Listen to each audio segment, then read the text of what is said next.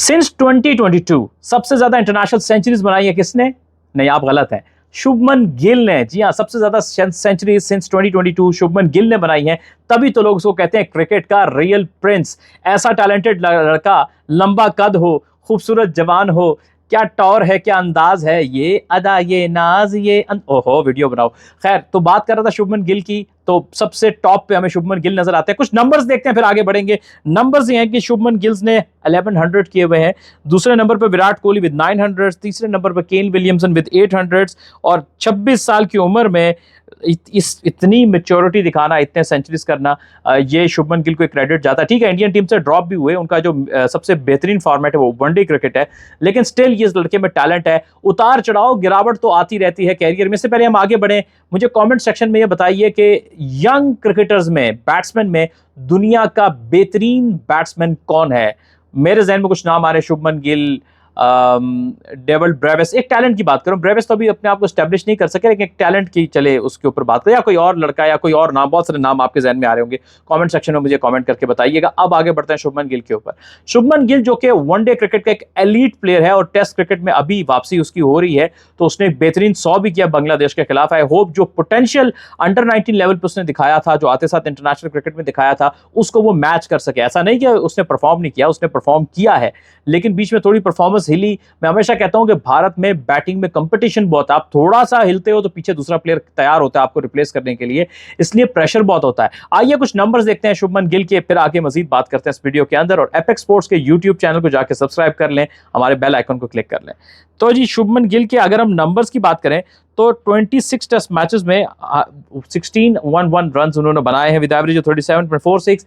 Decent average है, लेकिन उनके कैलिबर के हिसाब से थोड़ा उसको बेहतर होना चाहिए। आई होप वो इस तरह अपने फॉर्म को कंटिन्यू करेंगे। 500 है उनके टेस्ट क्रिकेट में, विच इज नॉट बैड।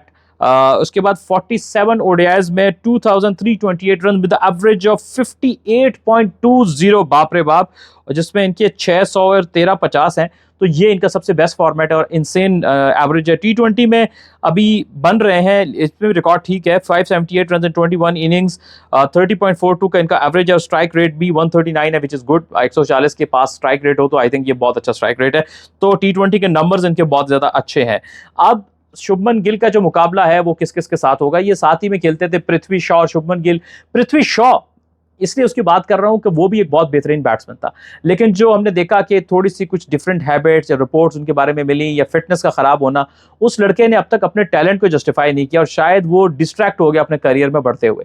आपका क्या ख्याल है कि पृथ्वी शॉ को बीसीसीआई ने ठीक डील नहीं किया, या पृथ्वी शॉ अपनी दूसरी एक्टिविटीज की वजह से अपने करियर पर फोकस नहीं कर सके, या फिर कोई और वजह है? वो भी मुझे कमेंट सेक्शन में पृथ्वी शॉ के बारे में बताइएगा। आगे बढ़ते हैं और बात शुभमन गिल की करते हैं।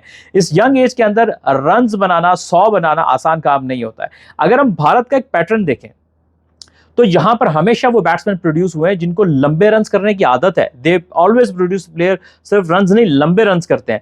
आप सुनील गावस्कर साहब की बात करें, आप कपिल देव, चले वो तो ऑलराउंड कैटेगरी में आ जाते हैं, उनकी बात करें, आप अजहरुद्दीन की बात करें, आप बात करें सचिन रमेश तेंदुलकर की बात करें, आप सौरव गांगुली की बात करें, आप राहुल द्रविड़ की बात करें, आप वीवीएस लक्ष्मण की बात करें, आप चेतेश्वर पुजारा की बात करें, आप विराट कोहली की बात करें।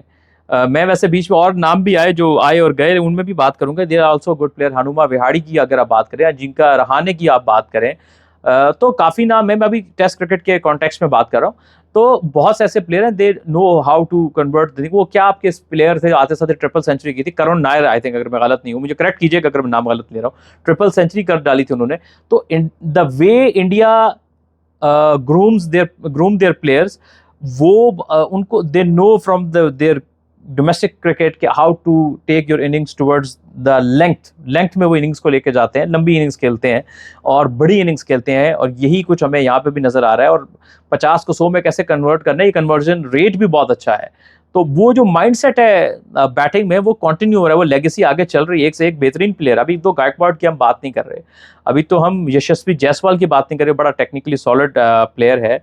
और त्रिपाठी की अभी हम बात नहीं कर रहे हैं। और भी काफ़ी नाम हैं, कुछ सारे नाम एकदम जहन में रहते नहीं है। तो अभी तो ये भी होगा कि रोहित शर्मा का देखना है कितना अरसा वो कंटिन्यू करते हैं as an opener in the test cricket. जब वो जाएंगे तो उनकी प्लेस को कौन लेगा, कौन परमानेंटली उस प्लेस के ऊपर आएगा। सो रोहित शर्मा ने भी लेट ब्लॉसम किया है टेस्ट क्रिकेट के अंदर। पहले वो आते थे, फिर इतना वो ज़्यादा समझते थे लोग कि वाइट बॉल के क्रिकेटर है, लेकिन बड़ा क्रिकेटर जो होता है ना, वो कहीं ना कहीं अपना मकाम हासिल कर ही लेता है, जो रोहित शर्मा ने टेस्ट क्रिकेट में हासिल कर लिया। पहले नहीं थे, लेकिन बाद में उन्होंने वहां पे बहुत अच्छा इंप्रूवमेंट लेकर आए। तो दोस्तों, शुभमन गिल द प्रिंस, क्या आपको लगता है कि आने वाले दिनों में जब विराट और रोहित जाएंगे तो ये इंडिया का सबसे बड़ा बैटिंग का सुपरस्टार होगा? अगर आप बिलीव करते हैं तो कमेंट सेक्शन में ओके या यस बोलें।